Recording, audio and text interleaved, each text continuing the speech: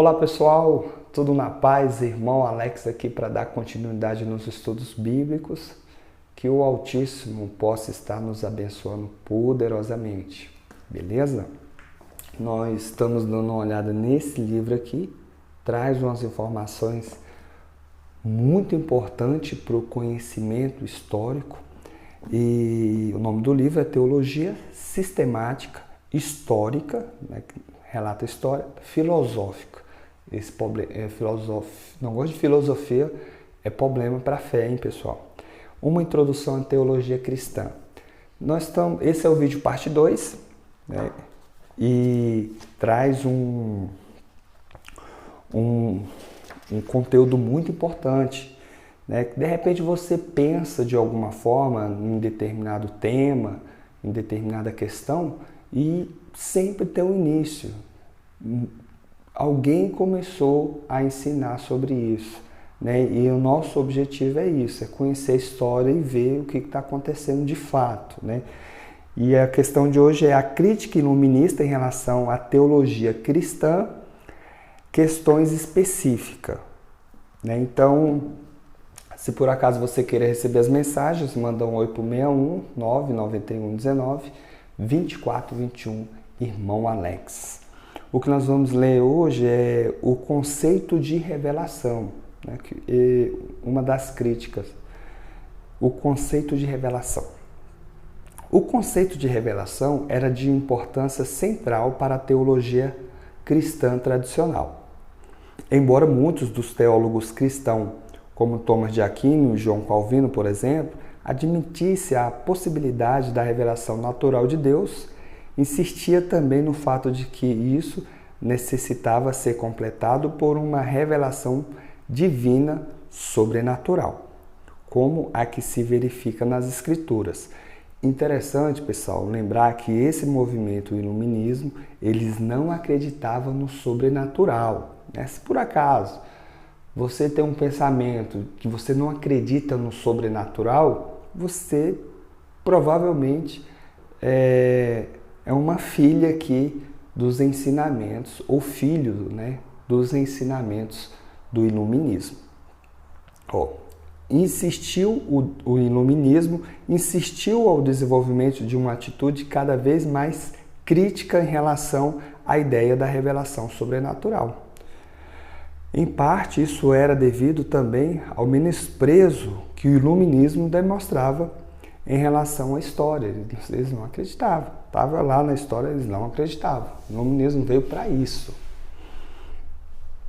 Por Lendes, existia um abismo profundo e abominável que separava a razão da história. A revelação ocorreram no seio da história, mas que avalia as verdades relativas da história se comparada às verdades absolutas da razão. Tudo para eles, né, tinha que ser explicado pela razão. Tinha que ter razão, né? Então, o sobrenatural não tem como explicar pela razão, então eles rejeitavam. Em especial, afirmava que a história poderia, quando muito, confirmar as verdades da razão, mas era incapaz de constatar essas verdades por si mesmas. As verdades sobre o Criador eram atemporais, abertas a investigações da razão humana, mas incapaz de ser revelada por meio de acontecimentos como a história de Jesus de Nazaré, por exemplo, né? A história de Yahushua, a história de Yeshua. Então vamos dar continuidade aqui num outro conceito, que é a doutrina do pecado original, né? Esses dois aqui, depois nós vamos continuar para um próximo vídeo, que fala assim, a noção expressa da doutrina ortodoxa do pecado original.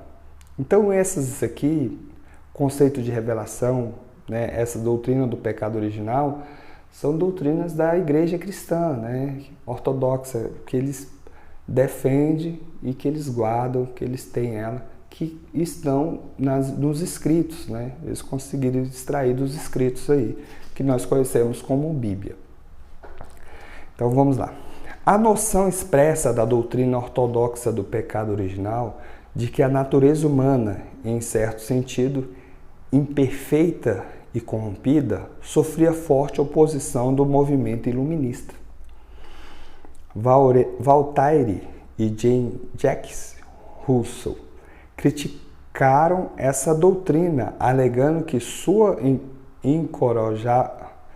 a sua noção encorajava o pessimismo em relação à capacidade humana, impedindo assim o desenvolvimento social e político do ser humano e fortalecendo as atitudes baseadas nas doutrinas de Lausanne.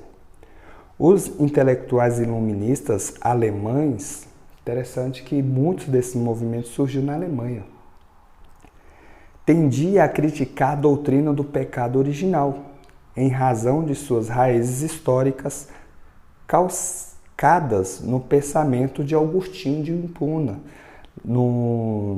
os quais datavam no século IV do século V. Raízes essas que considerava destituídas de validades permanente e de relevância. A rejeição do pecado original era algo de considerável importância, uma vez que a doutrina cristã da redenção se baseava no pressuposto de que a humanidade necessitava ser liberta das cadeias do pecado original. Para o iluminismo, o conceito de pecado original era em si mesmo opressor, e na verdade a humanidade precisava se libertar desse conceito. Essa libertação intelectual foi proporcionada pela crítica iluminista à doutrina do pecado original. Então, a crítica iluminista também rejeitou essa doutrina de revelação e a doutrina de pecado original, né? Então, você observa que tem muitos teólogos, né, escritores bastante influentes que traz essas ideias e defende essas ideias, né, não acreditando, né, no pecado original. Foi um desenvolvimento lá na patrística, né? Agostinho de Hipona que conseguiu construir essa ideia através de alguns escritos, principalmente, se não me engano, os escritos de Romanos, né? E eles rejeitaram, né? Então é aquilo, tudo que vem do Criador, a razão não explica o Criador, né? Deus, né, que nem as pessoas conhecem. Eles também não acreditam no mal, não acreditam no sobrenatural, não acreditam em nada, né?